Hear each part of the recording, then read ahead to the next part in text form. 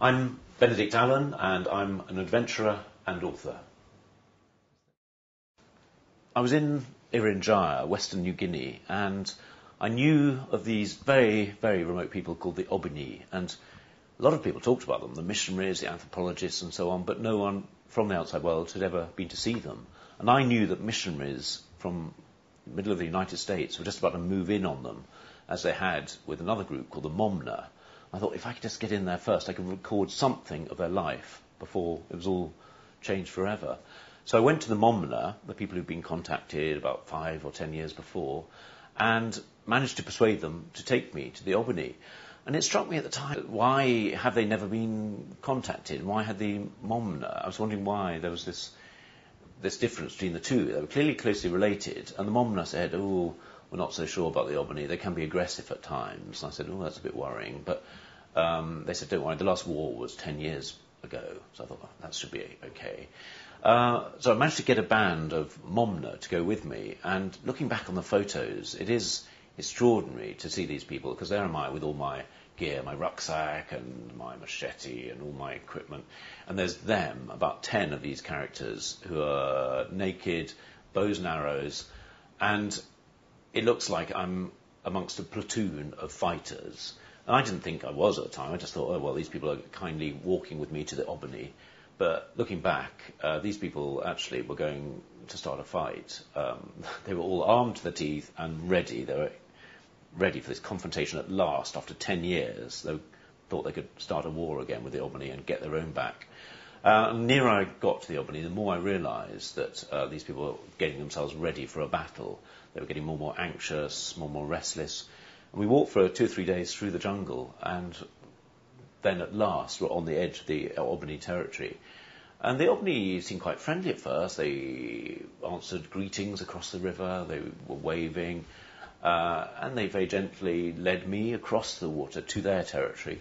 Got to the other side, and I realised that there was a sort of sentry man, a man standing there on guard with his bow and arrow, and although he wasn't pointing the arrow at me or at our people, he was keeping his bow taut all the time, so he could just loosen an arrow where necessary. And that was a bad sign, but I thought, oh, well, things would get better. And they did sort of get better after a day or two, waiting around.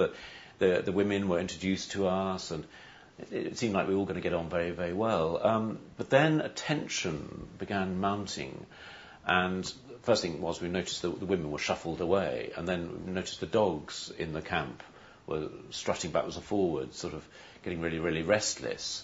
And it was as if an earthquake was going to happen. It really looked bad, that these men were sort of snarling at us. There was this real feeling of impending aggression. They were sizing each other up. And I thought, oh, my God, and I can't even get out of here alone. I was in the middle of nowhere, in a place that was hardly mapped, and with a people that had only just been contacted by us.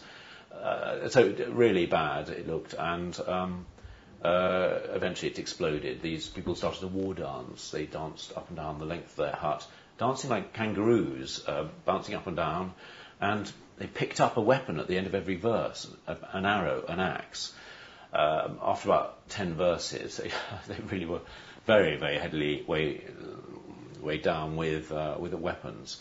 And at that point, my guides just thought enough is enough, and they bolted out of the village. And I thought it's not a good idea to run away from these people. Just back out. And I thought, I'm British. I've got to be, I've got to be calm about this, not show any signs of panic. And so I emptied out my rucksack and tried to lay everything out as if they were just presents, gifts for these people, which they were, more like a payoff really to stop these people killing me. And you can imagine these people were still dancing, and I was just the only one left. So I was terrified. And finally I stepped away from the village, but not before someone knocked me aside, and my nose was bleeding. This person just sort of whacked me with his hand. So it was pretty bad, but I got across the other side of the river, and then we all ran. The others were waiting there for me. And we ran for what seemed like, well, it was 2 days of running, but it seemed like forever. Finally, we were safe when we were back in our village. But I remembered thinking, this is what it must have been like in the Vietnam War, with patrols walking along, wondering when they were going to be ambushed. All the way home, we're thinking these people might be waiting for us. They might have a shortcut, might have run ahead somehow. So it was terrifying. But I have a few photos of these people, and now these people, the Albany, don't exist, as far as I know. I've never heard of them again. The forest has been eroded. The missionaries are there. It's the only record we have.